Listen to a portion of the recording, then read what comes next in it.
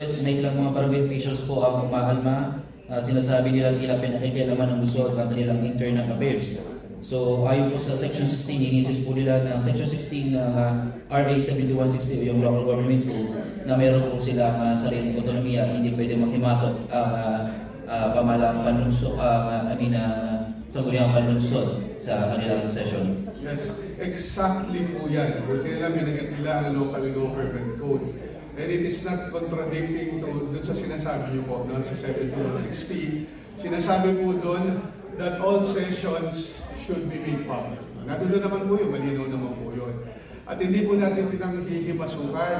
Ang ginagawa po natin, number one po, kailangan po meron pong batas. No? At tayo po, lagi po, sana maintindihan po natin, ang mga ordinansa po at resolusyon ay special po in nature. So meaning, kapag tayo po ay wala pa natin nagkaipupunto sa lahat ng mga resolusyon at ordinansa na natin ipinapasa, kaya po natin ito pinapasa para po ito ay maging legal. So again, ang resolution po na ipapasa po namin ay encouraging. Alam niyo po, kahit dito po sa konseho, hindi naman natin po siyempre papakilaman din po ang trabaho ng ating congressman, pati ng mga senador. But always remember po, ang lokal na pamahalaan can always pass an ordinance or resolution encouraging yung lahat po ng nasa ahensya. For example po, napakaganda po. Magbibigay po ang example, no? Although ito ay maganda rin naman po yung ating proposal na gawin po isa publiko po ang mga session. Kasi wala naman po dapat talaga itinatago eh. Actually, nakakatulong po nila. Number one po, lagi po dapat nakakatulong po sa publiko ang ipapasa natin. At number po, makakatulong po para sa lahat. Tandaan po natin, for example po, meron po tayong na hiniling po natin, no?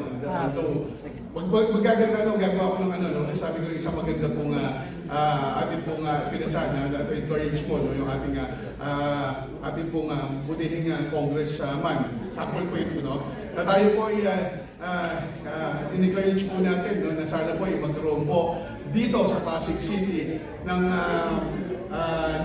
releasing ng new driver's license. Pero yun po, nagigaling po nito. Kasi ang sabi po, kailangan po, ang magpasa nito ay ang Kongreso. Diba? At pumunta sa Senado. Pero nanggaling po, proposal, siyempre saan? Sa lokal na pamahalaan. Ganun din po, kung ipapasa po natin din, encouraging po sa ating po mga barangay officials, manggagaling din po dito. At alam niyo po, maganda po talaga, alam po rin naman po, no? Marami din naman po ang ating mga barangay officials at nagnanais na balang araw maging konsehal din. Yun po ang trabaho po natin. Gumawa po ng batas, ordinansa, o mga resolution yan para po sa ikagaganda po nila. Again, encouraging, sa Tagalog po, hinihikayat. Ayun po, kung ayaw naman po nila, igagalang po nila natin ito, no? Hindi na po nasusunod yung resolution. Pero again, ulitin ko po, wala pong masama doon sa isang publiko po. No, lalo na po pagkapag po sa pondo, I'm sure lahat po ng ating 13 barangay mag-a-agree dito na barangay chairperson na dapat po alam ng mga kanilang mga kabarangay kung saan po napupunta ang kanilang pondo. Sigurado ko po, 100% wala po kontra dyan dahil syempre kaya sila inihalan dahil sila representative po ng kanilang mga kabarangay. Sigurado ko po, baka hindi lang po nila naiintindihan na para po sa kapubuti lang. Wala na pong tanong, laging tanong dyan, bakit ganitong malaki yung ginastos? Yung FA, maganda pag alam mo po nakalive po at alam ng general public, kasi nagpapwesto sila, nagbigay pala ng 5 million ng FA ang city sa barangay, bakit hindi namin nakikita? Pero kapag nakalive po, pwede po nilang balikan at makikita na ipinasa pala ito sa barangay kung ano yung mga paggagamitan ng mga pondo. Again po, ang ating pong maganda ng ating appropriation na chair, mamaya itanong nyo rin ito, no? Yung ating appropriation chair po, linggo-linggo halos nasa barangay para po madinig. Naka-live ka rin no? Naka-live din po yun para marinig po kung saan po na pupunta ang pondo. So again, magiging debatable po. No? Mag-iba po kasi yung sinasabi po doon sa sinasabi sa local government, patungkol po sa autonomiya. May video sa police power po, meron po sariling sinasabi sa local government po. Pero in general po, ang lahat po ng public hearings po should be made public. Nasa local government code din po yan. Pwede po nila. Isa po, para po sa housing, yung iba naman po para sa ibang gamit. Yung isa po, para po sa ALS. No? Yan po yung, yan po ay pagtatayuan po ng center para po sa ALS. po. Sorry, pasensya na po ha. Maganda si Dito. Marami po natin. Hindi pa sila sanay kaya nag-alis sa tungkol na. Pero po ba? Okay, morning, Councilor Angelio. Since alam naman po ng mga tao ngayon, ng mga kabarangay natin dito sa Pasig, ako na kayo na, yung chair ng Blue Ribbon Committee. Alam niyo ho, marami hong nagtatanong kasi ng mga Pasigenyo, yung natatakot para doon sa kanilang mga barangay officials na gusto nilang i-complain. Paano ho at ano ho ang mga pamamaraan? Pwede ho ba ito na anonymous o pag nagtanong sila, kapag nag-complain sila, hindi ho ba malalaman? Kasi iba ko talaga nag-worry eh. Ano ho yung dapat po nilang gawin para yung mga tiwali na barangay officials ay maisumbong ng ating mga kabarangay na Pasigenyo? Thank you. Actually, dalawa yung proseso natin. Unang-una meron tayo talaga sa usap o yung unahin sa Pasig.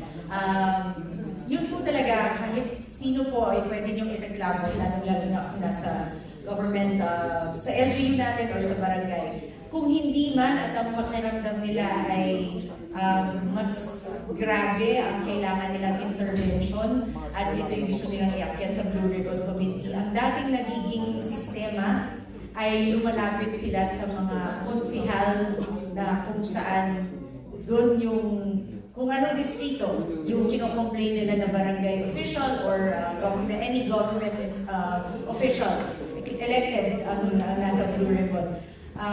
Yun yung dating kalakala na nagagawa. Kaya nung kami po ay umupo bilang bagong chairperson ng Blue Ribbon Committee, minabuti namin na ang dapat kong sumbungan talaga ng aming constituents ay direkta muna sa secretariat.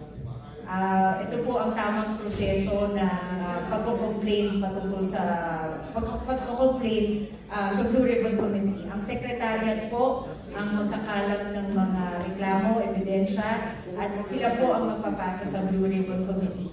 While hindi rin naman po namin, dahil siguro hindi rin maiiwasan, dahil sure marami rin baka magtanong kung sino ba talaga yung secretariat, saan ba sila pupunta, or mas gusto nila na confidential, sabihin na muna natin, confidential muna ang kanilang pagsusumbungan.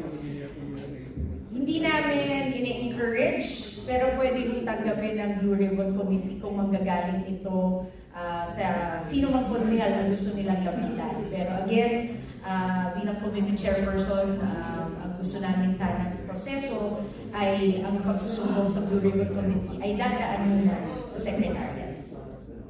Sana po malinaw. Maraming salamat po, Councilor. Thank you po. Meron po. Okay lang po ba, next question ko sana, about dun sa napag-usapan kanina, sa about barangay councilor. So, appropriate po ba na banggitin ngayon dito? Okay lang po ba? Ano po ba, recommendation pa lang o yun na po ay